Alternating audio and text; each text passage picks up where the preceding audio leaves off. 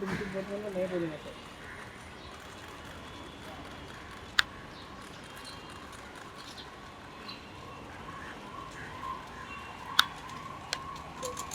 आ जाओ, बहुत इंतजार कर रहा हूँ।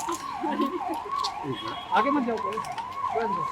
वहीं पे ले लो, ले लो। पार्टी पार्टी थोड़ा सा दूर पूरे लेकर आओ। ये पार्टी अरे ये भाई जाना थोड़ा सा दूर दूर, अरे दूर दूर कोविड का पकड़ लो, पकड़ लो, पकड़ लो। ओके रोल गाना। सामने देखिए। जो प्रॉपर्टी सेल में दूसरा मामला दर्ज हुआ था, उस मामले में आपको आरोपी बताया गया। आपने कई कोर्ट में दरख्वास्त की, राहत आपको सुप्रीम कोर्ट से मिली, क्या करना चाहेंगे? और आज आप आई हैं या किस यहाँ पर किस लिए बुलाया गया, क्या क्या कुछ होने वाला है? मैं फ़िलहाल तो यहाँ पे स्टेटमेंट देने आई हूँ, जो काफ़ी टाइम से पेंडिंग था। और ये सबको पता है कि ये मुझे पूरी तरह से फ्रेम किया गया, क्योंकि मैं बार बार मीडिया से इंटरेक्ट कर रही थी, लोगों के सामने सारी चीज़ें लेकर आ रही थी। क्योंकि हो क्या रहा था कि ये लोग सिर्फ वन साइडेड खेल रहे थे, इनको जो मन में आ रहा था वो लिख रहे थे, जो मन में आ रहा था बोल रहे थे। तो बहुत ज़रूरी था कि मैं अपना पक्ष रखूँ। तो जब मैंने अपना पक्ष रखना शुरू किया, क्योंकि कॉन्स्टिट्यूशन में सबको हक है कि वो अपनी बातें रखें, तो मैंने अपना हक पूरी तरह से यूज़ किया। मैंने अपनी बातें रखी तो मुझ पर केस किया गया, पूरी तरह से मुझे फ्रेम किया गया। मेरे पास प्रॉपर प्रूफ है, मेरे पास प्रॉपर रॉ फुटेज है, सीबीआई के पास भी एक कॉपी है, मेरे पास भी एक कॉपी है, मेरे पास एनओसी वीडियोज़ हैं।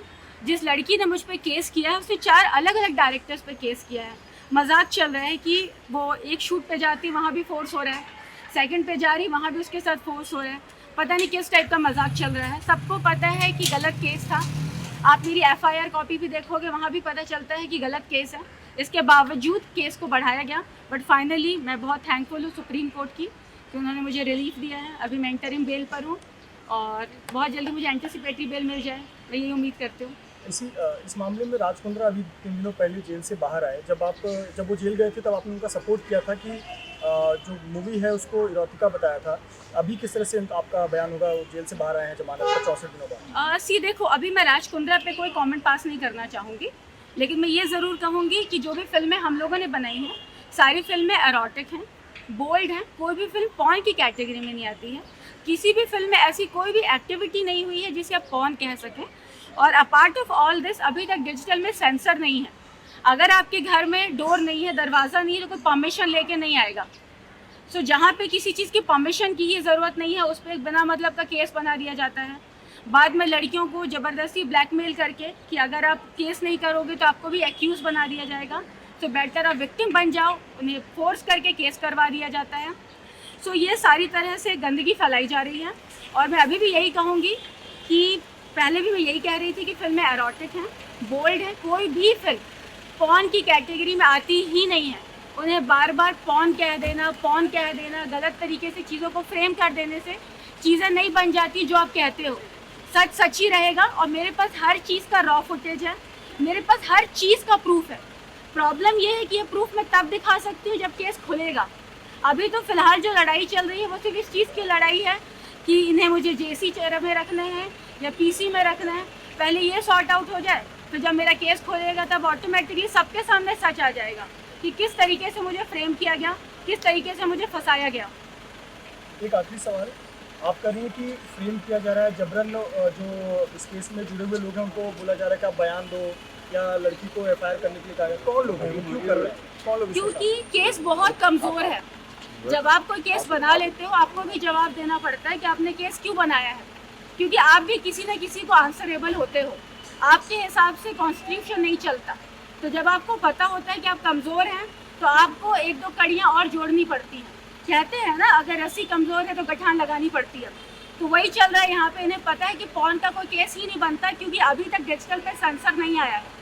तो लड़कियों को ज़बरदस्ती प्रेशर देकर ये कहा जाए कि फोर्स करके शूट करवाया गया है, जो कि कभी नहीं हुआ।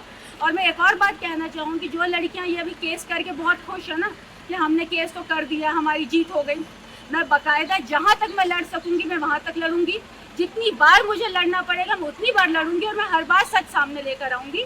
और इन सारी लड़कियों पे मैं डेफेमेशन केस भी डालूंगी, क्रॉस एफआईआर भी डालूंगी। और जब इनके प्रूफ में सामने लेकर आऊँगी तो उन्हें पता चलेगा कि गलत केस करने का नतीजा क्या होता है।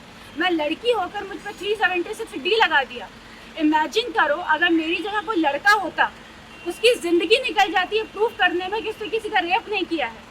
यहाँ लड़की को प्रूफ करने के लिए 5 मंथ्स लग गए। मैं 5 मंथ्स जेल में थी एक रेप केस के लिए।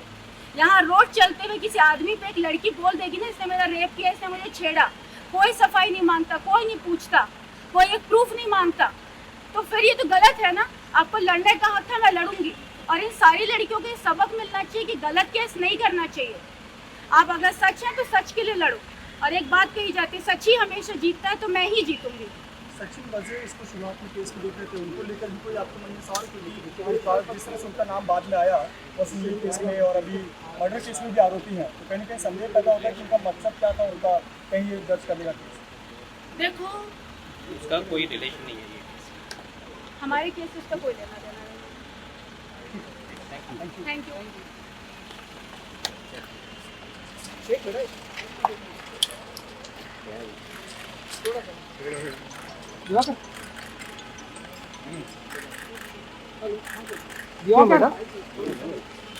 माइक